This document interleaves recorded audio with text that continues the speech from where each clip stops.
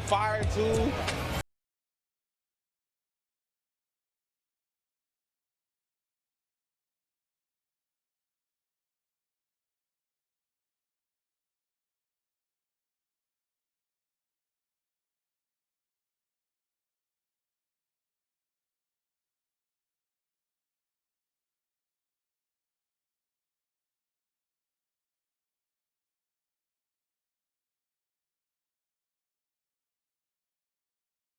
Turn off the chat. Alright. Okay, I just started streaming this super late. I'm so sorry.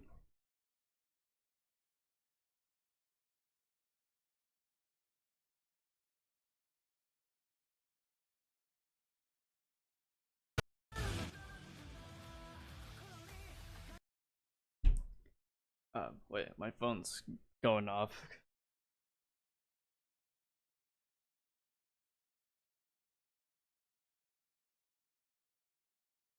Oh, wait. Hi! Welcome to a new era of Shadow the Hedgehog. The new era of Shadow, shedding light on the Ultimate Lifeform panel at Anime Expo. Dude, my heart is pounding. I literally started this at the last second. Why is it? I will be your host today. So Okay, we there can we go. celebrate not just the fastest thing alive, but also the Ultimate Lifeform. Yeah? That's right. Today we'll Someone be talking holding a about Shadow everyone's plushie. favorite anti-hero hedgehog, Shadow the Hedgehog. Now, as some of you may know, he may not be just a hedgehog. Who exactly is the Ultimate Lifeform? What more can we coming out later this year?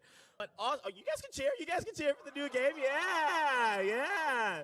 Come on, But why also is a my brand stream new not working? animated prologue from Studio GigX. Give it up for them. You guys are gonna love it. Okay, now let's get this panel started. Without further ado, allow me to introduce our panelists. Our first one needs no introduction.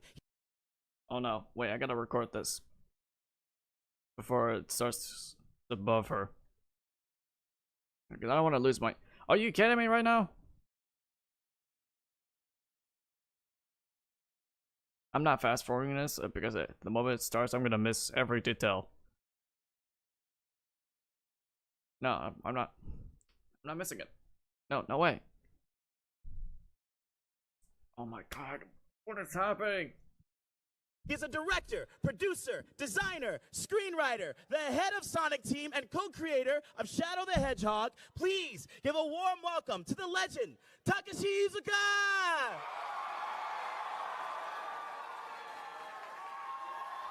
No less is legendary. Please welcome the voice of the Black Blur, the Ultimate Lifeform, Kirk Thornton!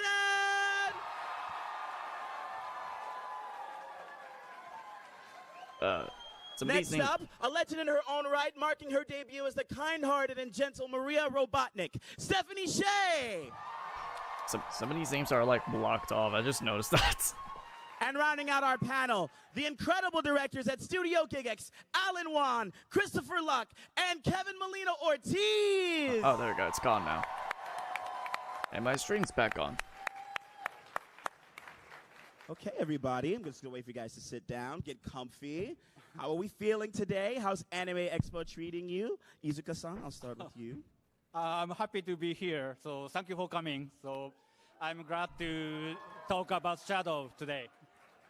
Ah, yes. Kirk? What's up? Yeah! Okay, I guess it's me. I haven't been to an AX for like 5 years, but like the thing that was gonna bring me back was this. Yeah. Alan, Chris, Kevin, how we feeling? We're doing good. Shadow X. Oh, no. Sonic X Shadow Generation. There you go. Yeah. Full house. Glad to see it. Awesome. Thank you for showing up. Woo! I'm very nervous. All right. Give him a warm welcome. Make him feel welcome.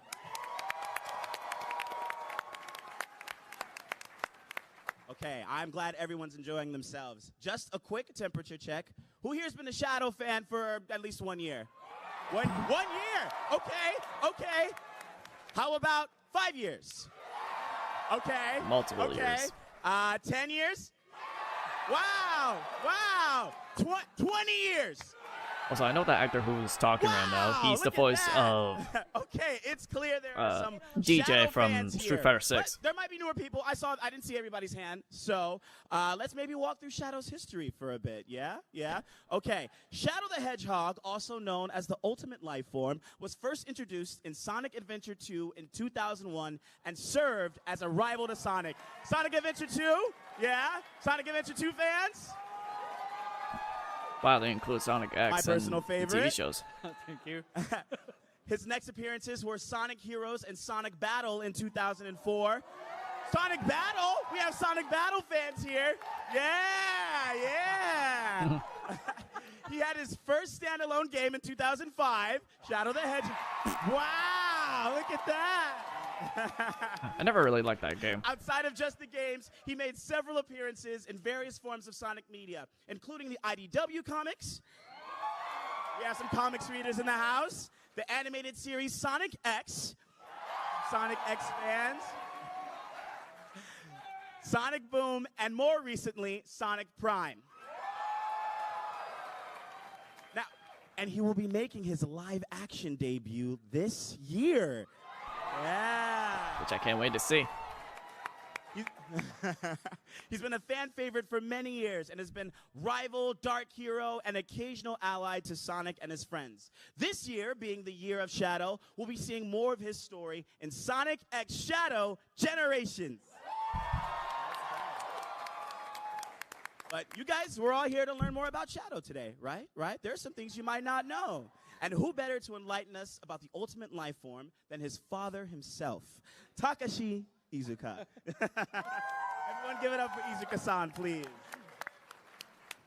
Now, Iizuka-san, we just went through a brief history of Shadow's appearances in media. Now, what were his origins? What led to his creation? Okay, I think people know what this one is.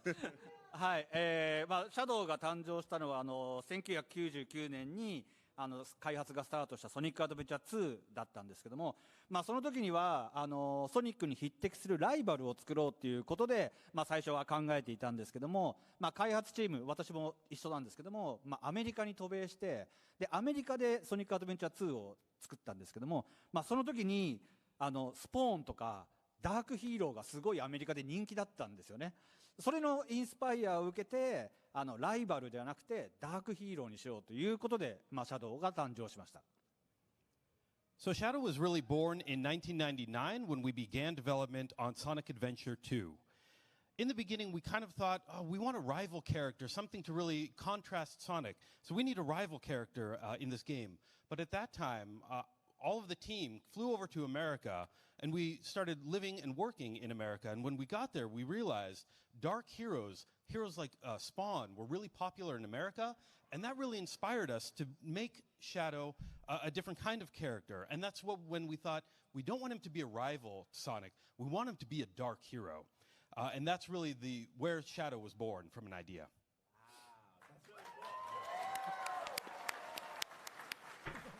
Let me get my phone out. I can still hear. It's really cool to have characters like Spawn, who's like a character like we in the West are familiar with, be the inspiration for someone like Shadow. I had it in my notes that I was under this impression that he was also inspired by Vegeta from the Dragon Ball franchise. Ooh. But wait, but Iizuka-san told me that's not true. It's not true. So I just wanted to clear that up because I thought that too. But it's super cool that like. It's not though. What were some of your inspirations about designing Shadow's his design and his personality? はい、もうここにもパネル今表示されてますけども、ソニックのダーク版ということで、最初はこういろいろなバリエーションのデザインを考えたんですけども、これを当時サンフランシスコでフォーカステスト、一般の人たちを呼んでフォーカステストを行って、でその中でこう皆さんの一般の人たちの意見も聞きながら最終的なデザインにこう仕上げていったんですけども、その時に今この中央の下にいる固めのこう切れた、これを我々の開発チームではテリオスと呼んで、シャドウの次の候補だったデザインですね。So in the beginning, we had a lot of ideas in putting into, a dark Sonic character. That would be the shadow design. And what you're seeing here are a lot of these sketches that we had that we wanted to bring to a focus test in San Francisco to see what the average person would think about all these different designs. And I believe in the middle there's a character with like a damaged eye. That was the design of the character that the development team were calling Terios back in the day. で最終的には皆さんの知っている黒と赤のデザインになるわけですけども、この黒と赤のデザインっていうのは実はその日本の歌舞伎からインスパイアされたデザイン。So we did also want to choose kind of black Hey, and Mr. red as the theme colors for the character. Oh, there's that and it was official really model. inspired by Hey, the Mr. kabuki style of face paint. And Pastel that sauce, is, how you doing? part of the inspiration for Shadow. Ayo, ayo. それと先ほどお話したこのテリオスっていうキャラクターなんですけども、 What is こ that の new 当 logo? 時は残念なが Right ら next ボ to ツになっ Shadow. てしまったシャドウの前のデザインなんですけ It ど、 reminds me of このテリオスってい the うのを samurai この5月に designs 発 or 売され something. る I don't know. ソニック X シャドウジェネレーションズのデラックスエディションのスキンとして実装することを決定しましたので、このゲームでしか遊べないキャラクターということでぜひ皆さんご期待ください。So we do have the design for the Terios character, which was a concept design for the character that didn't make it all the way through. We ultimately went with the shadow design that everyone knows and loves. But coming out this fall, this October, in Sonic X Shadow Generations, we are also I love offering a Terios skin design. to turn Shadow into Terios, so you can play as Terios. I inside use a of the mod to play as Terios in my previous Adventure 2 stream for the final story. That's Just for really cool. the He looks celebra- cool, right? He looks cute. for the I guess I think it's really cool as a as celebration a to gigantic fan this of Sonic the new franchise and Shadow. remaster to, of the game. see I don't know. artwork of the developmental Not Adventure stages 2, of how but for Shadow came to Generation be. Is specifically. there any significance to the name Terios? Why did you guys settle on that name? I have no idea. I was wondering if it meant something. I think it's really cool that you get to play as the Terios skin in Generations. That's really cool. I'm excited for that. Now, Izuka-san, can you tell us what makes Shadow different from Sonic? はい、そうですね。一言で違いを言えばやっぱりダークヒーローっていうところなんですけども、ソニックが正義や平和を守るまさにヒーローなんですけども、シャドウは目的のためなら誰がどうなろうと関係ないっていう危うさを持つキャラクターなんですね。だから決してシャドウは正義のヒーローではない。だから道端で困っている人がいても助けない。Sorry, my stream is acting up. そういう But thankfully, I'm recording ソニックと this. シャドウの違いがあって、この性格の違い、完全に真反対なソニックとシャドウの性格に加えて、でシャドウはもう愛すべき、マリアのために命がけでこの星を守るっていう正義ではないけどマリアが愛した星を守るっていうのが彼の一番の目的なので、そういう彼の内なる思いっていうのも、彼のシャドウの魅力だと思います。So to sum it up in really one word, I'd say, Dark Hero is what really defines Shadow and makes him different from Sonic. So Sonic will be a very positive, cheerful, character that's going to go out there and do whatever it takes to bring peace to the world. He wants to see justice kind of played out. He's very much a true hero, but Shadow is more of a dark hero. He's going to do whatever it takes to get the job done. He's going to focus on what that thing that he needs to do is, and only, really focus on getting that done. So it's not really like, it's a little bit of a selfishness, but it's also because he's such a dark hero and he's pushing towards his goals. It really defines him as a character differently from Sonic and makes him unique. And really, when we talk about the differences between Sonic and Shadow, Sonic will do whatever it takes to save the planet because of the justice and really the truth in him as a character. But Shadow, he wants to protect the planet because Maria, who is so close to, loves the planet. And so he's doing it out of this love and connection with Maria that he will also do whatever it takes to save the planet. So they're both very much heroes, but it's that dark hero element that really makes Shadow Let's just cool hope and unique. Sonic X Shadow Generations justify Shadow's personality because in the recent years he's just I the think rival best kind character. of Like he's just anti-hero is always somebody angry at who, Sonic. has Like something important he that they literally fight for, 'cause it really reminds me gives too much of them, a lot Wario. of Like I layers, don't and want him Shadow's to be like relationship with Wario. is a really Like cool, in previous integral, games, it central was, driving force for Shadow. Shadow stands out on its having own. that, But in the deep recent years, relationship he's with Sonic just stuff, super cool. like a Wario clone. So I think I can speak for many of us when I say we've all been waiting for years for new pieces of Shadow's past and his backstory. So why are we telling his story now in Sonic X Shadow Generations? はい、皆さんもご承知の通りですね、 just ignore what's happening. 今年の12月にいよいよシャドウが出演する映画が公開されます。でこの映画のタイミングでより世界中の人々にシャドウの魅力を知ってもらおうということで、今回ソニック X シャドウジェネレーションズを発売する、ことに至りました。なのでもともとソニックジェネレーションズっていうのはソニックを知らない人たちにクラシックソニックモダンソニックの良さを知ってもらおうっていうゲームだったので、今回の、シャドウを世界中の人に知ってもらおうっていうにはいいフォーマットだったんじゃないかなと思ってます。で、シャドウといえばやっぱり悲しいバックグラウンドのあるストーリーなので、今回のこのゲームでもそのストーリーにはかなり力を入れてますのでご期待ください。So as you know, this December, we will see Shadow featured in movie 3. It should be a really great movie. And in order to really introduce everyone to Shadow before we get to the movie, we wanted to release something that could really do that, would be a good vehicle for that. And that's where we thought up Sonic X Shadow Generations. Originally, Sonic Generations was a game that was meant to introduce everyone to Sonic the Hedgehog. So it had classic Sonic in there, it had modern Sonic in there, and it was really like all these great moments from Sonic's legacy in one title. And by adding Shadow into that package, we now are able to introduce Shadow as a character inside of that same game alongside Sonic.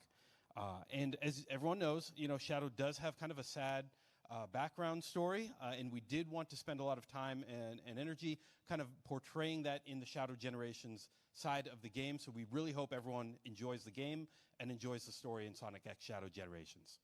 Woo!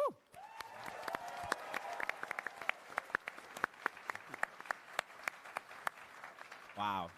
Well, I'm really excited. Thank you so much, Izuka-san, for your incredible insight into Shadow. I've been a huge fan of Sonic for many years, and it's been one of the greatest honors of my life to be able to sit here and speak with you directly about Shadow the Hedgehog and Sonic. I also think it's the perfect time to show the world Shadow's charm and story. And who better to help us do that than our voice actors?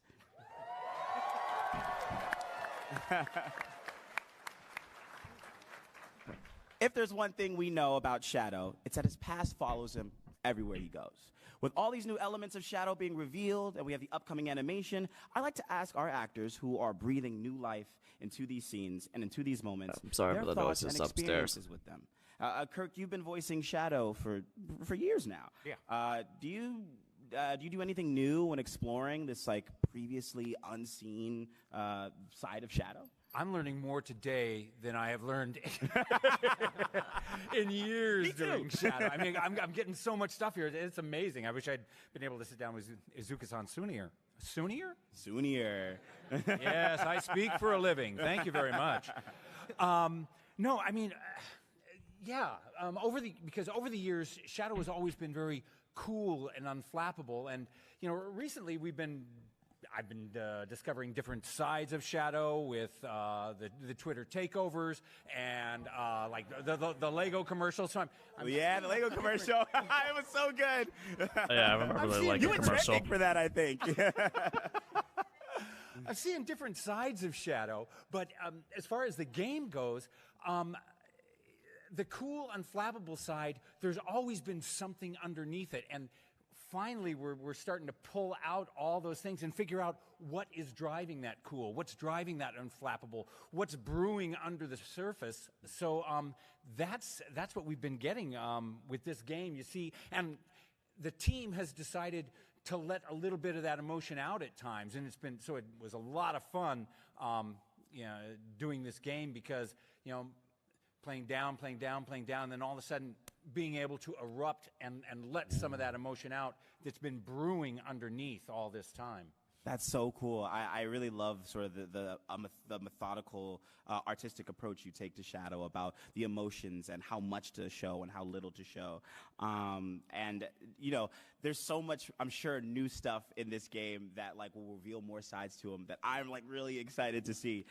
So from the new things that you've seen, has it changed your understanding of the character at all? After all these years, is there anything new that popped up during your performances for the for the game? Absolutely.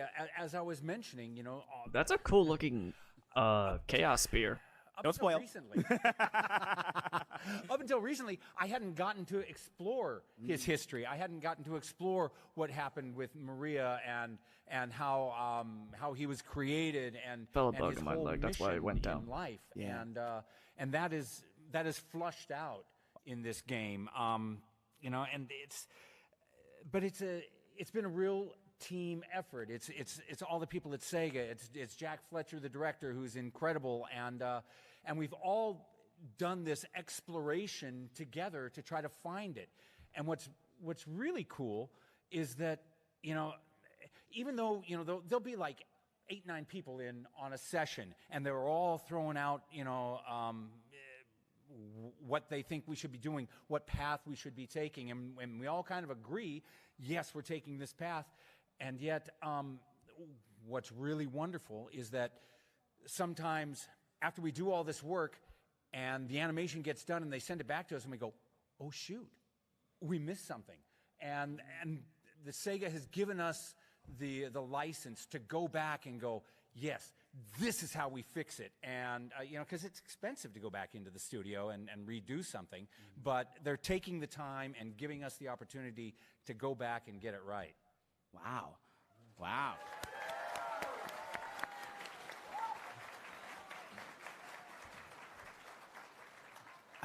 You know, as big of a fan as I've been of this franchise for so many years, this might be like my first time sort of hearing about like how a typical session would go, or like the creative process from like animation to voice to screen, then corrections. It's really like fascinating, and it's really cool to hear like how particular and how specific and how careful Fucking and Wi-Fi precious again. you And are it's about down. this franchise and the characters and all the love and work that goes into it. And it's really clear on like when you see it on the screen, it's so clear. So it's super cool how much time and attention goes into Shadow. And like, you know, it's cool that the events of this game, I'm sure, alter how like you've played Shadow, and probably have altered how you're going to play Shadow, like moving forward, right? Yeah. So that's super awesome. But I want to take this over to Stephanie. Yeah.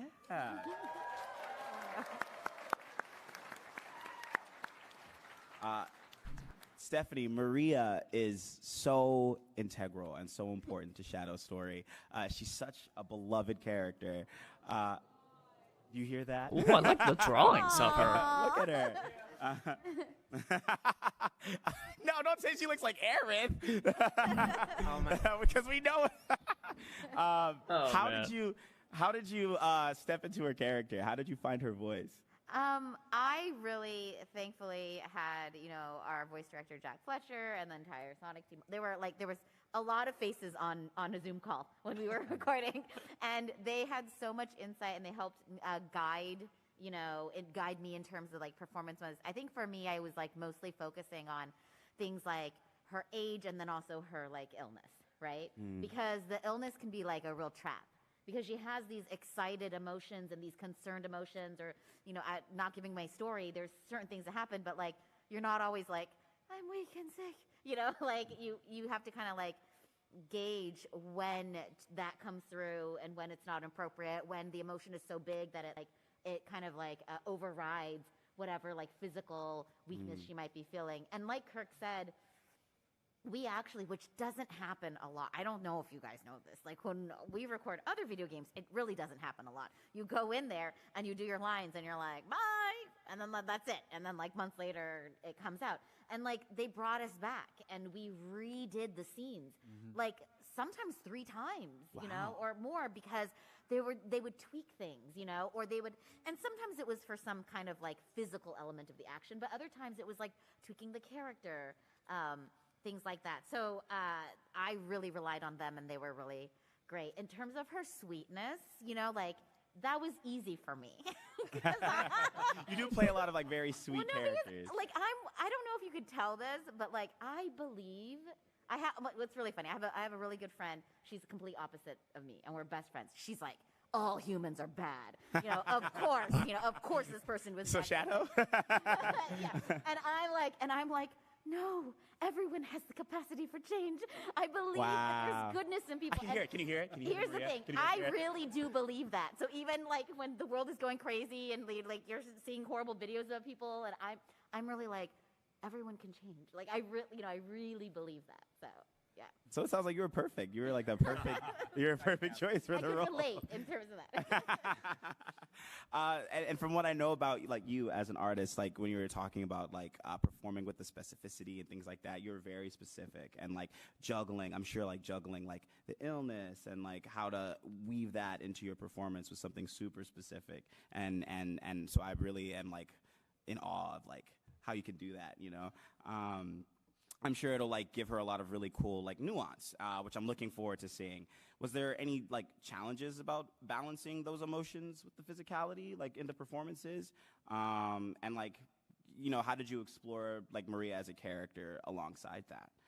Yeah, definitely. I think that was the hardest thing is like balancing like the illness and the emotional moments. And honestly, I relied on the team to really guide me because like they had a much clearer vision than I did in terms of like how the scenes were playing out and what the moments needed. In terms of the pressure, I'm a little bit of a newbie to this whole universe. I had no clue until when they said that I was going to be on this panel, and I started getting text messages from people like telling me like how important this role is, you know, and don't mess it up. And I mean, by then I already did it, you know. Right. So I was like, oh gosh, I'm so glad I didn't know, because I think if I knew, I would have so much pressure, you know. And luckily I just could just be in the world, listen to the direction, and you know, without having to be like, oh no, don't mess it up, you know. So I think that's something we as actors always feel whenever we do anything. It's always like, I hope I don't ruin this. I know a lot of people like this thing, you know.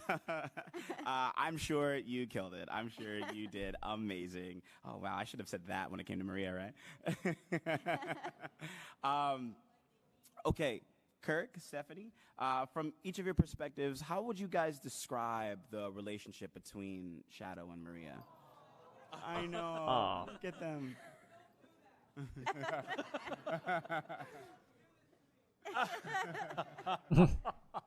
Sorry, guys. Trying to see what the picture looks like on her book. To speak in actors' terms, Maria is my super objective. She is my reason for everything I do. So yeah, she's just everything. And so I was created to protect her. And when I fail that mission, it devastates me, or Shadow. I'm okay with it. Devastates Shadow. You're in it. You're in it now. And so that's why, you know, he dedicates his life to protecting Earth because of that. So she just everything to Shadow does. Driving sort of force. Yeah, the complete driving force behind his life. Stephanie? Okay, so in my mind, when I was thinking about it, I was like, she grew up very isolated. She had like nobody, you know, and other than Shadow. And the thing that I could relate to is that like during the pandemic, when we were alone in our houses, I had my dog.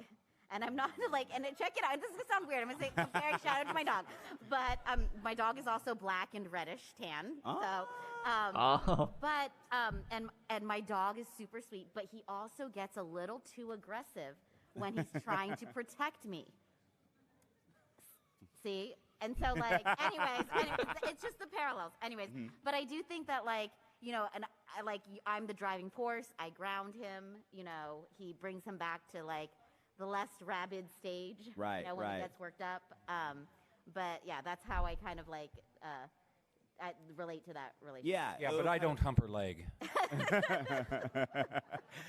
She kind of sort of operates as like his moral center, right? Yes, totally, like moral compass. Like Shadow is this incredibly powerful, you know, like being, and that power, if in the wrong hands or with the wrong moral center, can go out of control, right? Right, unleashed. Yeah. Can be bad, right? And so Maria sort of like grounds him in that way. like reins him in. Yeah. Do you guys have a similar relationship? Like, who's the moral center here between the two of you? See, it's perfect. Amazing. I really how in depth everyone's answers are. Like as an actor myself, and as an artist, I like it's really cool hearing how everyone works and how you both work with character work and in the booth. So that's super cool. Maria gives Shadow purpose and direction, and I'm sure they both were each other's only friend. Their bond is integral to their characters as well as the story. So speaking of that bond, we are incredibly excited to show you that bond in action. I'm excited. I'm curious to see how the story goes. In motion. We have an exclusive preview of the animated prologue from Studio GigX. Please enjoy. Professor Gerald made me the ultimate life form. I should be the key to all manner of medicines, curing you.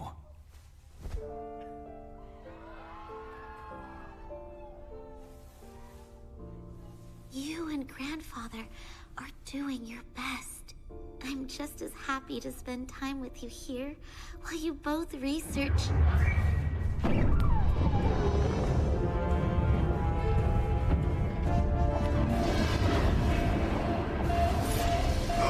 What?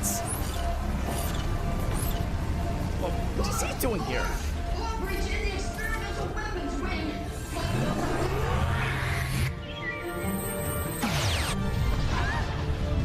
That robot was heading towards Grandfather's lab.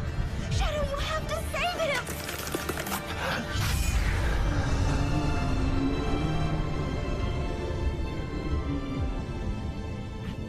I'll handle this. Just wait here. I'll be back. I promise. I don't know what Emerald was in Sonic Battle in Sonic X.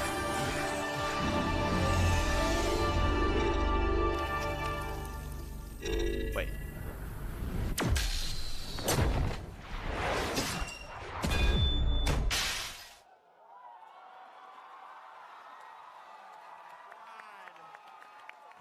Oh my gosh.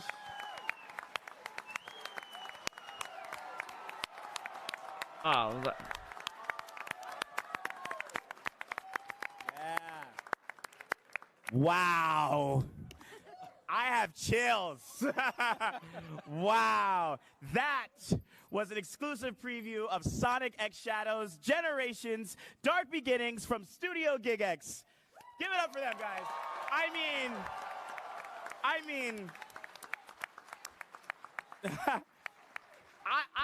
I'm low-key blown away. That was like a minute of animation. That was like a minute. I can't see the rest of it.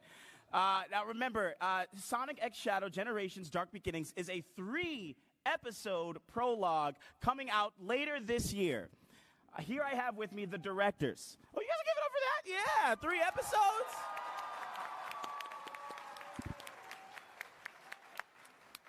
Here I have with me the directors, Alan Wan, Christopher Luck, Kevin Molina Ortiz. You guys, that was crazy. That was cinematic. Thank you so much. Like the music, the compositing, the everything. It was amazing. There's so much to unpack, so let's get started. Alan, what do you think makes these animated episodes different from the animations we've seen from Sonic so far? So, when Sega was looking to create these animated shorts to retell Shadow's past for Sonic X Shadow Generations, when we met with executive producer Yukio Kusumoto, he specifically asked for something that's unique and a little bit different, departure of the past iterations. And so Sega had to kind of envision something that's a bit edgier, something that's a cross between anime and Western animation. And the 3 of us here all worked on Rise of the TMNT. that's And cool. so we felt very confident that we can do this because we're dying to make some real anime. Yeah. So when we, you gotta Let them cook. Yeah. But anyways, so we received this really great script written by Ian Flynn, and we were thrilled to have the opportunity to explore a bit more of a darker, more intimate story about Shadow's past. So yeah, we were super excited about this, but we were only the pre-production side of the puzzle. We also have a partnering studio named Studio Simage that does the production work for us, led by Matthew Chow. And you know, the stuff that you just saw, like we were able to have a vision, but to execute it, it requires a lot of technical know-how. So we were very happy to have them to be our partners. And their production manager, Ruth Seek, is among the audience, please, over there. Yeah. Simage, you guys Thank you killed so it. much. Thank you Yeah, so give it up much. for the production managers.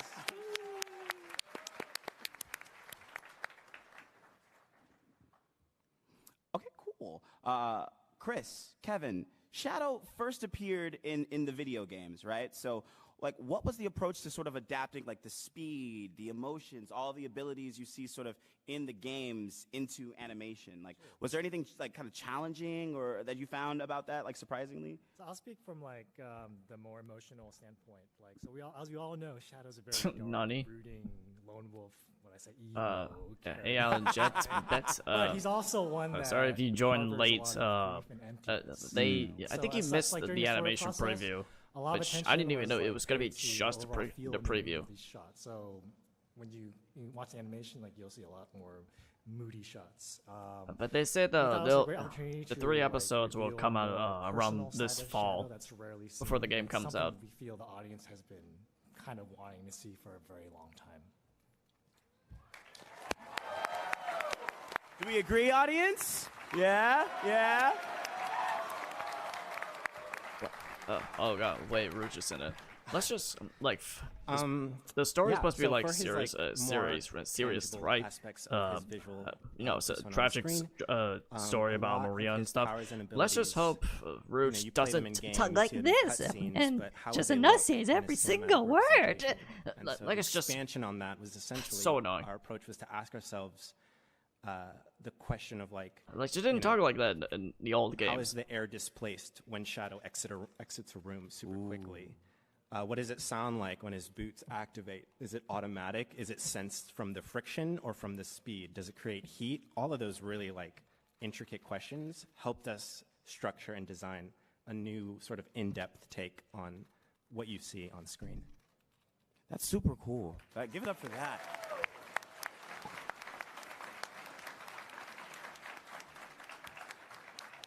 And you can see it, right? Like when he ran through the hallway, how the air could have whipped behind him, and the activation of the boots. It's stuff that like the detail and the emotions you can feel it in every like frame. It was so cool. So Chris, Kevin, a lot of care clearly was placed into the tone, the emotions of Shadow and Maria and their story. Was there any sort of overall messages that you and the team, that all of you wanted to convey about these characters and this story? Yeah, so I'll speak from a technical standpoint. Like for the quiet moments, again, very careful placement of the camera. You'll definitely see it. More like nuance, like lighting were considered. And the facial acting was something we focused on too as well. We wanted acting to be like felt, you know, with the dialogue, while not being too cartoony or too animated, to preserve like a much more like mature feel. And for, well, as we've said quite a bit on stage, the bond between Shadow and Maria is sort of an anchor point for the short.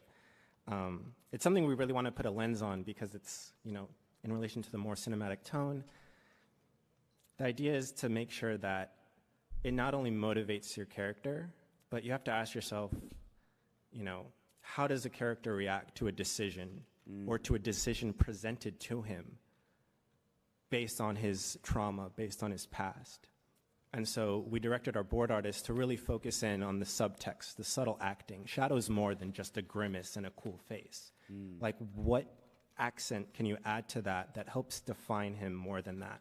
Something that helps communicate this heavier tone and something that can encapsulate the feeling of longing you have for someone that's not there anymore. Wow. Wow. Wow.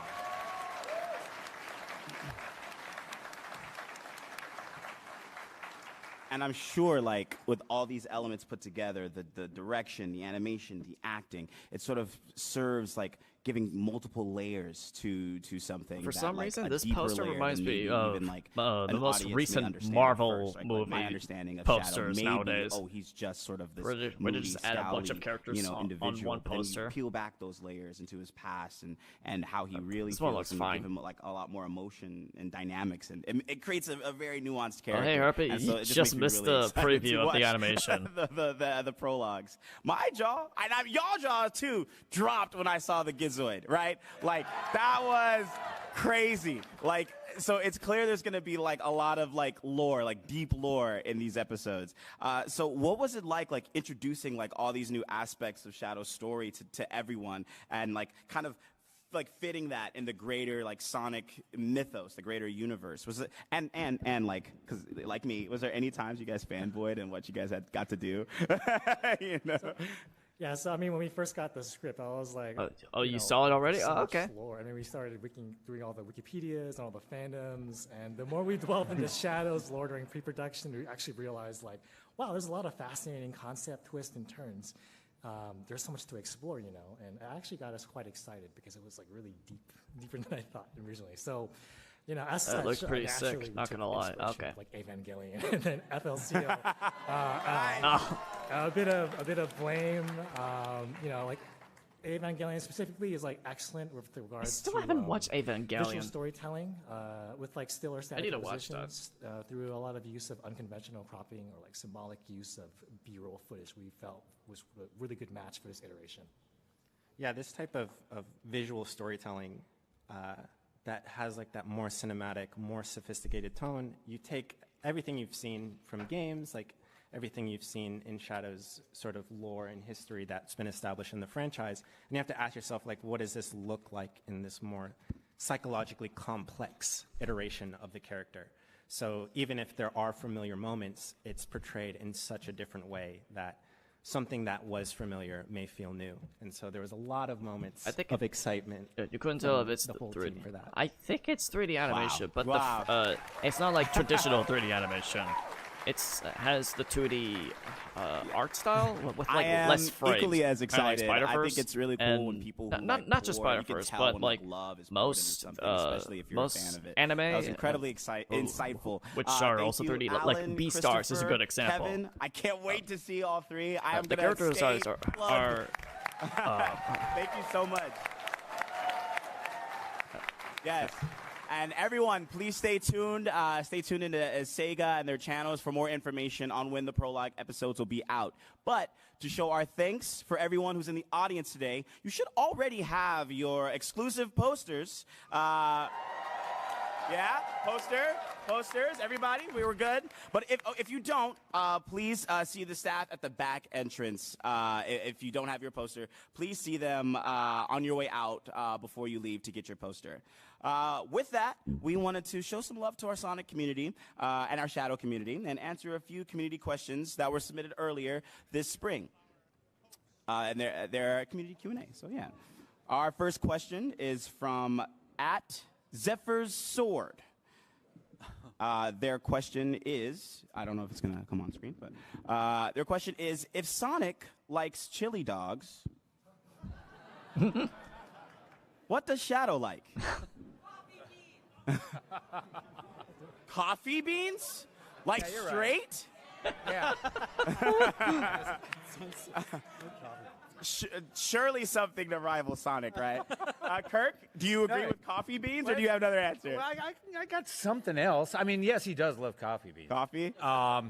But you know, the chili dog's kind of it's junk food, and so he is a hedgehog, so it would have to be something kind of junky, but something very particular to him. Right. I think it would be a version of a jalapeno popper.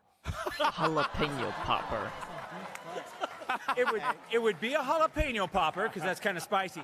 But in order to darken it up, you know how they got the cream cheese inside there? Right. to add a little sophistication and a little darkness to it, you'd have to have just a little layer of caviar in that cream cheese and the jalapeno popper.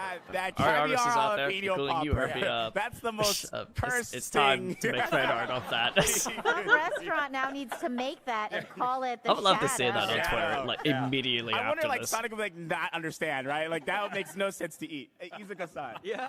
How accurate are these answers? I don't think he doesn't like her. What about the This coffee year is bean? definitely Yeah, but year of Shadow. I Yeah. heard from Shadow that he loves black coffee. Broccoli? Black. Broccoli? No, broccoli, black coffee. Oh, black Oh, coffee. black coffee. Black Oh, coffee. okay, black That's coffee. very him. Black Herbie coffee. said, yeah. I was about to have makes to a lot of change my sense. whole character. I can see the fan art now. Shadow the Me coffee too. mug. The next question is from Candy Pirate. At Candy with 2 Y's Pirate. This question is for Mr. Izuka. During the battle against Final Hazard in Sonic Adventure 2, Shadow ponders out loud that Sonic might be the real ultimate life form.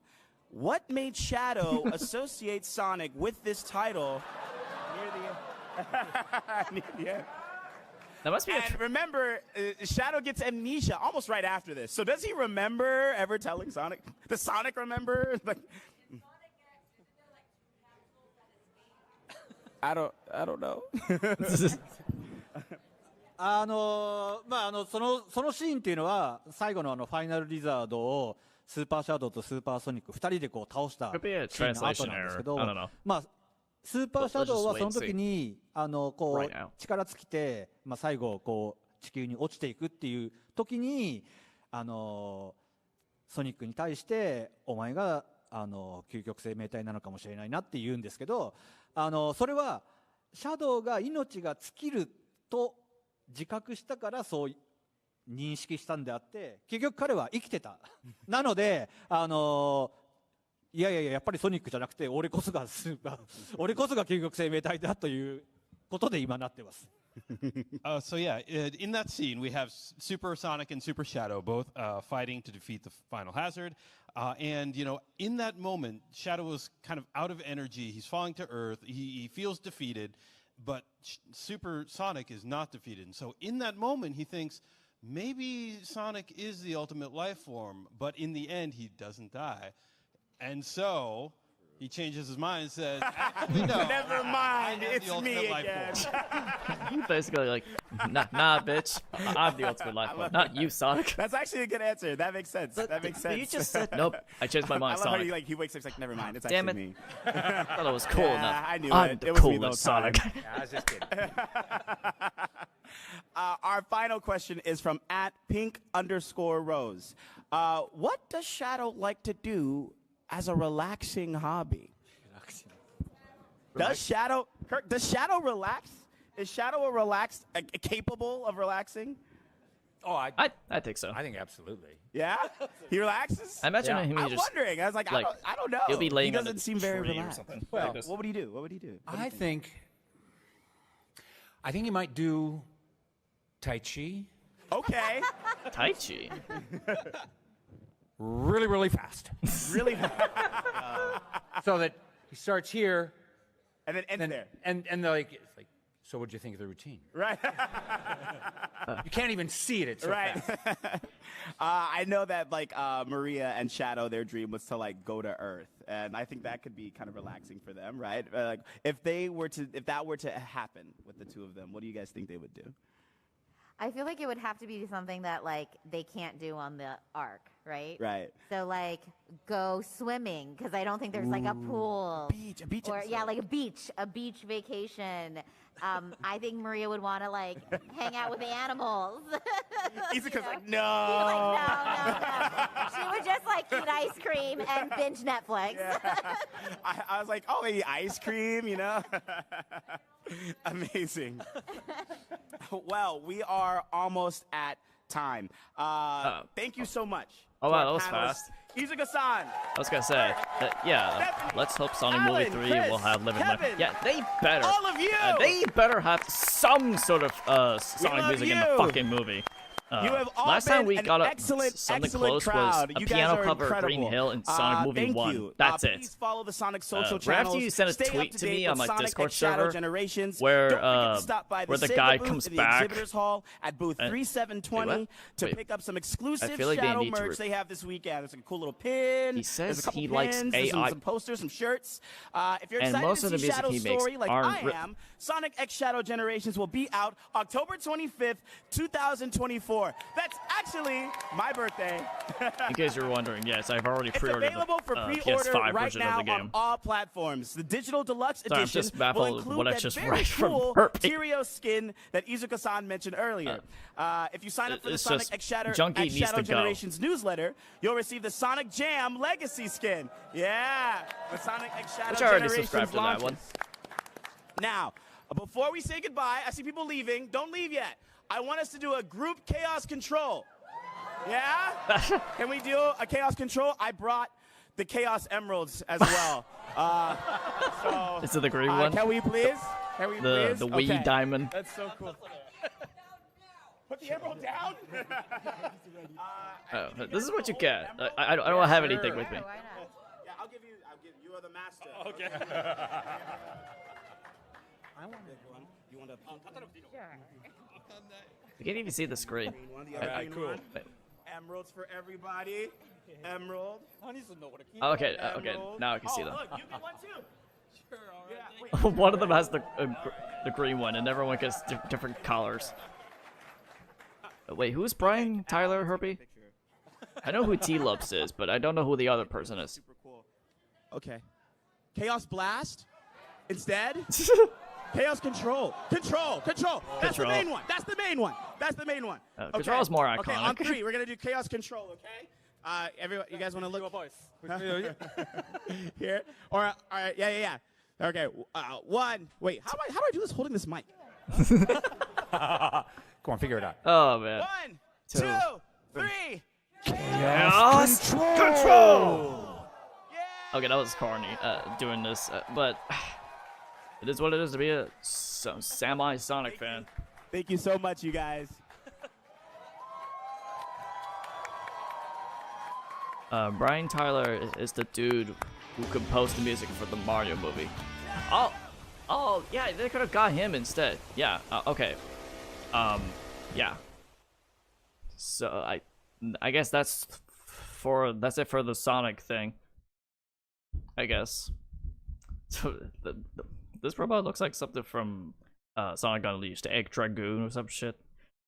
Yeah, back what I was saying earlier. The fact that the only time we had like some Sonic music was the piano cover of Green Hill in Sonic Movie 1. And as for Sonic 2, outside of like some licensed music they use, which I can't even remember which song they use.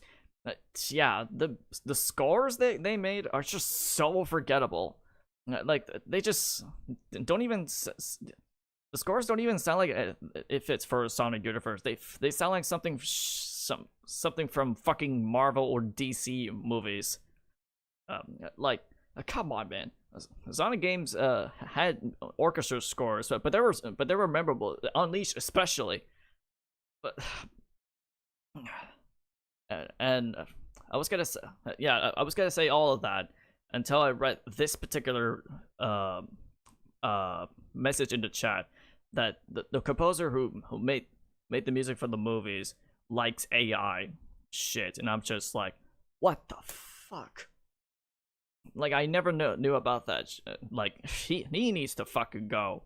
After that, like he. I'm not saying it as a. I'm not saying it as a. I don't know. We just need a different composer. At least for the Mario movie, they used songs from the games, which made it better. Yeah,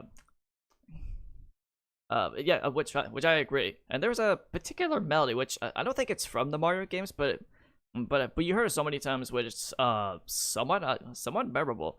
I can't remember how it goes. Like someone that lines up da da da da da da da da da da, something like that. But like that one's memorable than most of the scores in the Sonic movies scores. it's so baffling to me that the music in Sonic movies are just so boring and forgettable. Sonic Forces had more memorable songs than the Sonic movie does. As mediocre as that game's soundtrack is, at least there are a couple of songs that I legitimately liked. But I'm done ranting.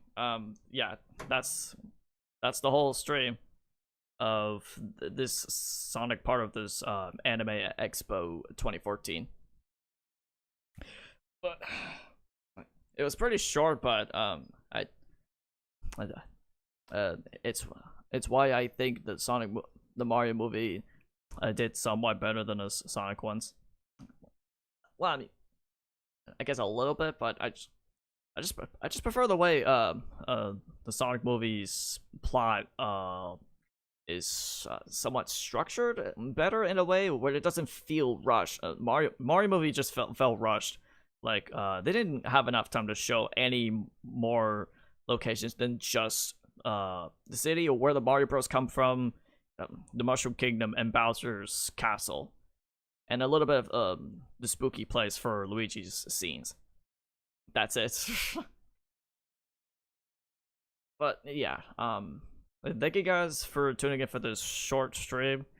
Next week we'll definitely continue playing Luigi's Mansion 2 Dark Moon on an actual 3DS and not the Switch version. I'm not sure how people feel about the Switch version, but I'll look at those videos later. I don't know. But until then, thank you guys for tuning in for the stream, and I'll see you all next time. Later.